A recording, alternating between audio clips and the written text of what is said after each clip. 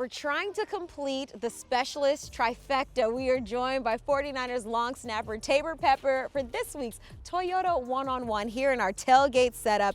And in a tailgate, I mean, you gotta have the good food, you gotta have the good music, you gotta have the entertainment. So, like I ask all the specialists, who would be in charge of each of the three? Who's handling the food? Who's got the games? Who's got the tunes? Oh, I would have to do the tunes. It's anywhere from electronic dance music to locker room rap to, I used to be into like hardcore like metal and stuff like that. Okay. So you never know what you're gonna get. Okay, it's a mixed bag, but I think that's a good thing. So you have the music to cater to your entire audience. Exactly, yeah. Okay. Yep. So what about the entertainment? Who's bringing the games? Robbie. Robbie's got the games. He's been in this business a long time, and there's a lot of ways to entertain football players some tips and tricks that you learn along the way. And then Mitch definitely handles the food. I think he had a similar response to that. And then plus I think that with Robbie being a dad, he's probably used to playing the games. Yeah. So it kind of works out that way. Exactly. Okay, perfect. I want to know, usually, let me preface this a little bit. When I'm on the sidelines, we're usually kind of by each other. And, you know, we're kind of not wasting time, but time is passing as we're on the sidelines. So I want to ask you, what would you say is the best part of being a specialist? I'd say the few times where you're able to make the big plays or be in on the big plays. One that sticks out to me was last year against the Rams in LA, the last second field goal with Robbie. That was really special. And I think it's also having those moments, that was my first year here, having those moments and being able to share one of those moments with the team, it's almost like, hazing is a bad word, but that's when you're in, is whenever you complete one of those big moments. Okay. Yeah. So on the contrary, then what's probably the toughest part of being a specialist? The tough thing is we can only do so much to help the game. Okay. There's a lot that we can do to mess up the game and lose the game, a bad snap, bad kick, stuff like that, but not being able to, impact the team as much as some people would like. Okay, here's a good one for you. How did you get into long snapping?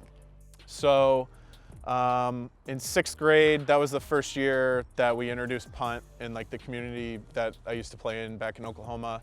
And then in 8th grade, our head coach said, it was the first year of school ball, and he goes, whoever wants to be the long snapper, come over here. And so there were like 10, 15 guys. We were all lined up, snapping back and forth, and I was the only one doing it with 2 hands. And so he walked down the line and he goes, you're fired, you're fired, you're fired. Wow. Pepper, you're hired. And I was a starting long snapper ever since then, and my mom found long snapping camps, and I went to those. And then about 10th grade, I was like, hey, I think I could do this in college, and then really made a push to be exclusively a long snapper. So if it wasn't for that life-changing moment, we'll call it, if you were playing any other position on the field, what would you want to play and why? I really liked playing D-end. Okay. Okay. And luckily I was playing long snapper because in my 10th grade year, growing up, I always thought I was going to play college football because my dad did. But my 10th grade year, I had to take a look at myself and say, okay, well, I'm 4th string DN, 3rd string wide receiver. How am I going to play in college again? And I was like, I guess long snapping is the way to do it. All right. And so it clearly paid off, right? Exactly. So I'm assuming that it's an art to long snapping. What makes the perfect snap? The perfect snap is speed of the snap, how fast it gets back to the punter or holder, the spiral, how tight the spiral is, much like a quarterback throw, and then location. If your punter's right-footed, you want to have it over the right hip just so they stick the ball out. If they're left-footed, I had a left-footed punter in college, so it's a slight shift over is where the perfect snap would be, just so he could put it out and kick it. And then consistency, being able to do that over and over and over again is what makes a really good long snapper. I feel like people can say, anybody can do it. I feel like it's much more complicated. Anybody could do it, but it's how well can you do it each time? There we go. All right. What is tougher, long snapping in a rain or a snow game? Rain, for sure. Things that people don't think about is because I have to almost bend over the ball. If I have a bunch of raindrops on my helmet, if I lean over the ball, all of it will fall on top of the ball. So sometimes you'll see me against Indianapolis, when I would come off the sidelines, I'd be shaking my head like that, getting all the water off, and then I would be able to get over the ball and snap it. It's literally the things you never really think of Yeah. when it comes to Well, I long had to learn snapping. the hard way in college when I went out, and when I bent over, the ball just was soaked. Speaking of long snapping and training for long snapping, if anyone follows you on Instagram, you seem to have a little help when you're training with long snapping, and I've noticed your dog has caught some snaps of yours. Give us a little background on this. Yeah, so when I was down in Florida, my wife and I got a dog from the Czech Republic. His name's Hogan, named after her childhood dog, German Shepherd Hogan. I like that name, by the way. It's kind of a legacy. But I started learning how to train my dog in a sport called Schutzhund, which is a German sport for protection dog stuff. Yep. And I found trainers in Florida, and it's kind of another passion of mine, and another outlet for how competitive I am. And it's definitely something I want to get into once football's over. What is the toughest part of training a dog? They don't speak any language.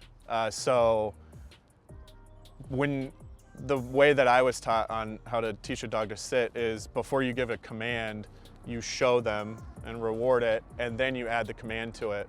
So all my dog's commands are in German, but when you teach a dog that way by showing them what the job is, I could say pizza and he could lay down. So it's really, you can make it whatever you want as long as you know how to get them to realize what you're asking. That's interesting. So what would you say is the most impressive thing that your dog can do? There are these, in part of the sport, there are these like mini tents that are set up all across the field, and I send him to them. So I point in a direction, he goes around it, comes back to me, I send him to the other one, and then behind the last blind, there's a helper who's wearing the bite sleeve, and the dog waits there barking at the helper until I get there and tell the helper to walk out. So this is just a warning for anybody that decides to step on the Pepper property. I don't think you want to mess with Hogan, essentially, right? Yeah, he's actually a sweetheart. He's a sweetheart, but just don't overstep your boundaries. Speaking of the Pepper property, we had Mitch in this seat not too long ago, and he told me that you guys are essentially neighbors, Yes. to basically put it. How would you describe your relationship with Mitch? It's funny, when I got here last year, we kind of just took to each other and bonded. And then this off season, he was like, hey, we found a house that has a mother-in-law suite in the backyard. It's like X amount of square feet. Do you want it? And I was like, well, take me through it. So he FaceTimed me with the realtor, and I looked at it and I was like, that's all I need. I have my bed, I have my computer set up, and a kitchen and a bathroom, and that's it. So I live in Mitch's backyard. If you guys can't get enough of each other at practice and on the field, you still get to basically go home to one Exactly. another. How would you say, since you're so close to Mitch, how would you say he's adjusting to fatherhood? He's adjusting very well. I haven't noticed him being too tired or anything. There was a little craziness going to Chicago, whether or not he was going to be able to play Right. with the birth of his child, but we got it figured out, and Jimmy took care of him, and we had 0 punts that day. So he adjusted pretty well after that weekend. It was a reward for welcoming him to fatherhood, Exactly. essentially. Okay, we're gonna wrap this up, but here we go. I was told to ask you this. Oh no. Oh no, I think It's I no, already know. you don't. Okay. I promise. It's nothing bad. It's nothing bad. It was actually from someone on non-football side. Oh, okay. I thought it was going to be a Robbie question. No. Would you say that this is just kind of by scrolling through your Instagram and kind of taking a look at your Twitter account, would you say that you are, let's say, the swaggiest long snapper in the NFL? The drippiest, some would say. Yeah, the drippiest. I try my best. I think one thing that I do differently than most long snappers is I'm loud and a little bit boisterous, a little more, because long snappers are to be seen and not heard from, and I kind of break the mold a little bit in that way. How do you think that you are bringing life and personality to the long snapper position? Because I'm telling you guys, there's a lot of swag behind this modesty right here. Oh, I didn't even know I was being modest. I thought I was being a little arrogant, but I think it's like, I know I'm good at my job. I I didn't like being a free agent for a long time, but the one thing I did like was feeling like I owned a workout or owned a tryout when I was competing against other people, and I think you can make it more competitive than people would think. And I'd love to earn a Pro Bowl spot my 4th year. Love that. I love it. All right, here's one. Throughout the years in the NFL, one thing that's changed is the look of your hair. How did growing out the locks come about? I had long hair when I was a kid in middle school, kind of the mop look, the Justin Bieber look. And then I cut it and was kind of wearing it spiky in the front. And I think I just wanted to change of pace. And around Christmas 2019, I asked my now wife if it was cool if I grew my hair out, and she was like, I don't care. And slowly but surely it started growing, and now she has to threaten me to get me to cut my hair. I love it long. Sometimes it gets annoying, but I don't know when I would ever cut it. And I'm sure like quarantine kind of helped out with that, because then you didn't really have to. Oh, I turned into a mountain man during quarantine. I have a picture on my Instagram of me at the beginning of quarantine and me at the end, and my beard was out here. See? Yep. So it worked in your favor, Exactly. essentially. Yeah. Would you say you have the best hair on the team? Yeah, I would. Taybor, this was an absolute pleasure. We had a blast having you. Just for everybody to know, you might want to follow this guy on social media because he is a fun follow. Taybor, appreciate the time. Thank you so much.